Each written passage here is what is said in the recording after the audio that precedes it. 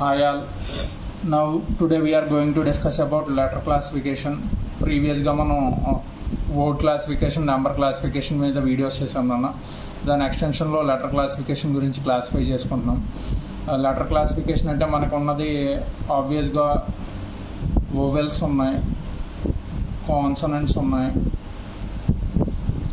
Consonants తర్వాత మనకి 5 multiples, అలాగే రివర్స్ 5 మల్టిపుల్స్,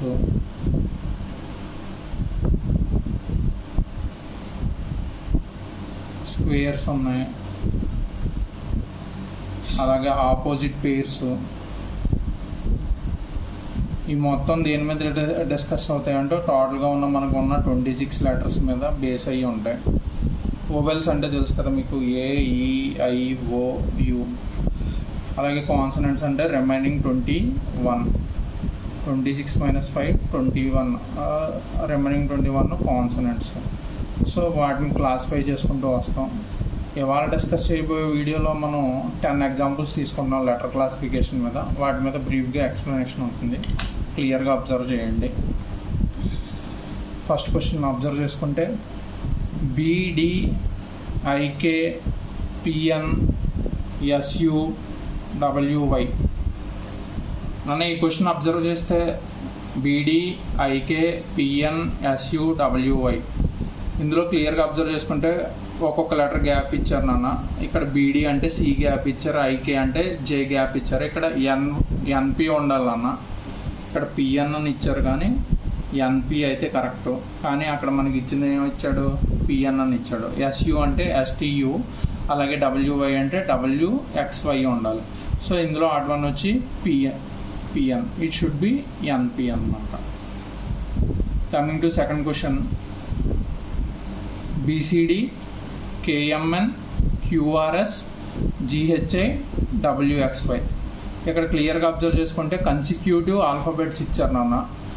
అలా అబ్జర్వ్ చేసుకుంటే BCD కరెక్ట్గానే ఉంది, QRS కరెక్ట్గానే ఉంది, GHI కరెక్ట్గానే ఉంది, WXY కరెక్ట్గానే ఉంది. ఇందులో ఆడ్ వన్ ఉన్నది KMN. ఇక్కడ ఏముండాలన్న, answer should be KLM. Okay కదా. And coming to third question, ఇక్కడ ఏమున్నానన్నా AEIOV అన్నాం. మనకి ఏంటి తెలుసు, ఈ 4 లెటర్స్ ఏంటంటే ఓవెల్స్. సో ఇక్కడ కరెక్ట్గా ఫాలో అవ్వాలంటే U ఉండాలి, కానీ ఇక్కడ V ఇచ్చాం మనం. సో ఇందులో ఆడ్ వన్ వచ్చి V, ఇక్కడ కరెక్ట్ ఆన్సర్ వచ్చి U. Coming to fourth question, CFIMOR. మనకి ఆల్ఫాబెట్స్లో లెటరింగ్ ఇచ్చుకుంటే C వాల్యూ వచ్చి 3 అన్న, F వచ్చి 6, I వచ్చేటప్పటికి 9, M వచ్చేటప్పటికి 13, O వచ్చేటప్పటికి 15, R వచ్చేటప్పటికి 18. సో ఇక్కడ 3, 6, 9, 12, 15, 18 ఉండాలి, కానీ ఇక్కడ ఏముందన్న 13 ఉంది. సో ఇక్కడ ఏముండాలి, L ఉండాలి. So CFILOR is the correct pattern అనమాట. Fourth question. Coming to fifth question, ఇక్కడ ఏమి ఇచ్చామంటే DE PQ TU MO FG అంటే కన్సిక్యూటివ్ టు ఆల్ఫాబెట్స్ ఇస్తున్నాను అన్న. ఇక్కడ DE అంటే ఏ గ్యాప్ లేదు, PQ కూడా గ్యాప్ లేదు, TU కూడా గ్యాప్ లేదు, FG కూడా గ్యాప్ లేదు, కానీ ఇక్కడ గ్యాప్ ఉన్నది MO అన్న. ఇక్కడ కరెక్ట్ ఆన్సర్ అవ్వాలంటే అది NO అవ్వాలన్న. ఓకే కదా. సిక్స్త్ క్వశ్చన్ ఒకసారి క్లియర్గా అబ్జర్వ్ చేయండి అన్న. BD MP NQ HK TW అని ఇచ్చాడు. ఇక్కడ BD అంటే ఒక లెటర్ గ్యాప్ ఇచ్చాడు, C ఒకటే గ్యాప్ ఇచ్చాడు, MP అంటే NO 2 లెటర్స్ గ్యాప్ ఇచ్చాడు, NQ అంటే OP 2 లెటర్స్ గ్యాప్ నాన్న. అలాగే HK అంటే IJ 2 లెటర్లు గ్యాప్ ఇచ్చాడు, TW అంటే UV గ్యాప్ ఇచ్చాడు. సో ఇక్కడ BD కాకుండా BE అయితే సరిపోతుందన్న. BE అయితే CD అని 2 లెటర్స్ గ్యాప్ ఇచ్చినట్టు అవుతుంది, కానీ బట్ వేరాజ్ ఇక్కడ మనకి ఇచ్చిందంటే BD అంటే సింగిల్ లెటర్ గ్యాప్ వచ్చింది. ఓకే కదా. Coming to seventh question, ADJPY. A అంటే వాల్యూ 1, D అంటే 4, J అంటే 10, P అంటే 16, Y అంటే 25. ఇక్కడ 1, 4, 10, 16, 25 వీటిలో 10 తప్పితే రిమైనింగ్ అన్ని స్క్వేర్స్ అన్న. సో ఇక్కడ స్క్వేర్ నెంబర్ ఉండాలి. స్క్వేర్ నెంబర్ ఉండాలి అంటే 9 ఉండాలి. 9 అంటే దాని పొజిషన్ I. సో ఇక్కడ I ఉంటే కరెక్ట్ ఆన్సర్ నాన్న. 8th క్వశ్చన్ అన్న AE AI IO EI OU.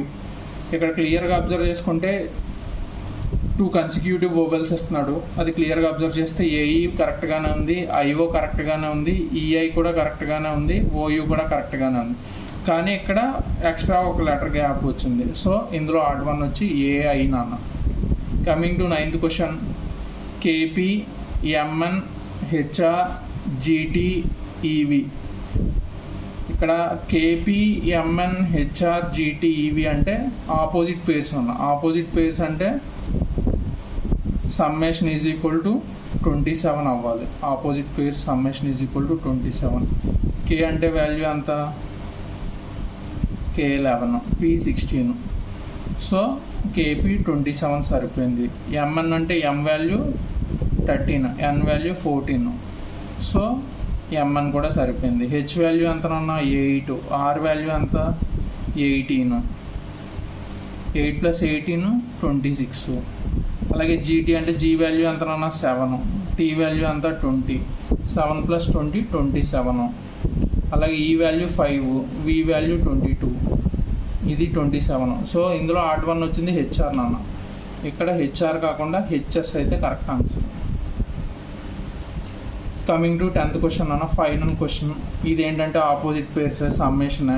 క్లియర్గా అబ్జర్వ్ చేస్తే ఏజెడ్ 27 వచ్చింది, బీవై 27, అలాగే సిఎక్స్ వాల్యూ కూడా 27, డి యూ వచ్చింది అన్న. డి వాల్యూ 4, యూ వాల్యూ అంతా 21, 4 + 21 25 అయింది.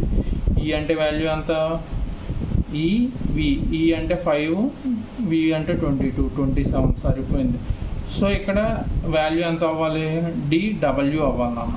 సో డియూ ప్లస్లో నీకు ఉండాల్సింది ఇక్కడ డిడబ్ల్యూ నాన్న.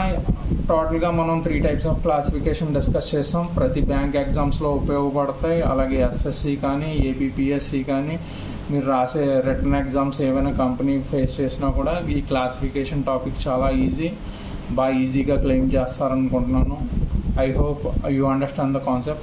All the best. Thank you.